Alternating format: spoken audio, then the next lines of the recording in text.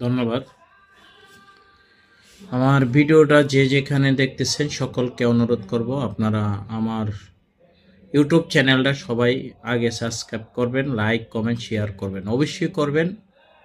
আপনারা আমার ভিডিওর মাধ্যমে অনেক গুরুত্বপূর্ণ তথ্য পাবেন, এগুলো আপনাদের জানার দরকার আছে। দেশে সার্বভৌমত্ব কি হচ্ছে এগুলো নিয়ে আলোচনা করব। প্রথমত আপনারা দেখেছেন বাংলাদেশে আইন শৃঙ্খলা বলতে বাংলাদেশে কোনো কিছু নেই। আপনারা দেখেছেন প্রথম আলো, ডেইলি স্টার পত্রিকা অফিস কিভাবে জঙ্গলি বাহিনী ভেঙে চুরে চুরমাচ করে এবং আগুন দিয়ে জ্বালিয়ে দিয়েছে, এই দেশটাকে নরসংত করেছে। বাংলাদেশে অসংখ্য মন্ত্রী এমপিদের বাড়ি ভাঙচুর, লুটপাট, লুটতরাজ করেছে। আপনারা দেখেছেন প্রথম আলো অফিস থেকে 150টা ল্যাপটপ লুট করে নিয়ে গেছে। এটা আমার কথা না, এটা হলো প্রথম আলো পত্রিকার, ডেইলি স্টার পত্রিকার এদের প্রত্যেকের কথা, যে প্রত্যেকের কাছ থেকে 150-200 প্রথম আলো থেকে নিয়েছে 150, আর ওইখান থেকে ডেইলি স্টার থেকে আরও বেশি নিছে। যাই হোক, এরা এরকমই আনসার করেছে।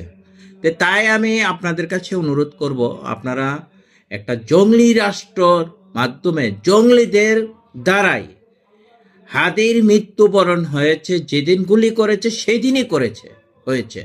কিন্তু আমরা কি দেখলাম, এটা উল্টাটা।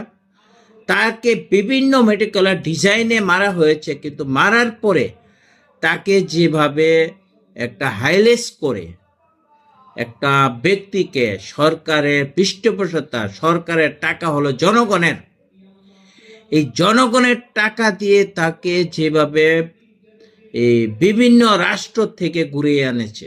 আপনারা দেখেছেন যে কলার যে প্লেন, কলার অ্যাম্বুলেন্সটা যে প্লেন এনেছে, এটার একবার নিতে হলে 52 লক্ষ টাকা গভর্নমেন্ট ফি দিতে হয়েছে কাতার সরকারকে।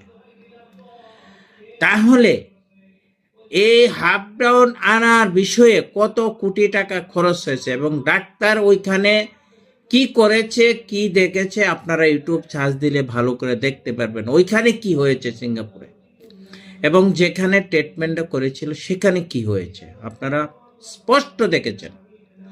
তাই আমি অনুরোধ করব, আপনারা একই দিনে আমাদের যুবলীগের নেতাকে হত্যা করেছে, ছাত্রলীগের নেতাকে হত্যা করেছে, ছাত্রলীগের মমিনকে হত্যা করেছে, এগুলো কোনো বিচার আইন বলতে কিছু নেই।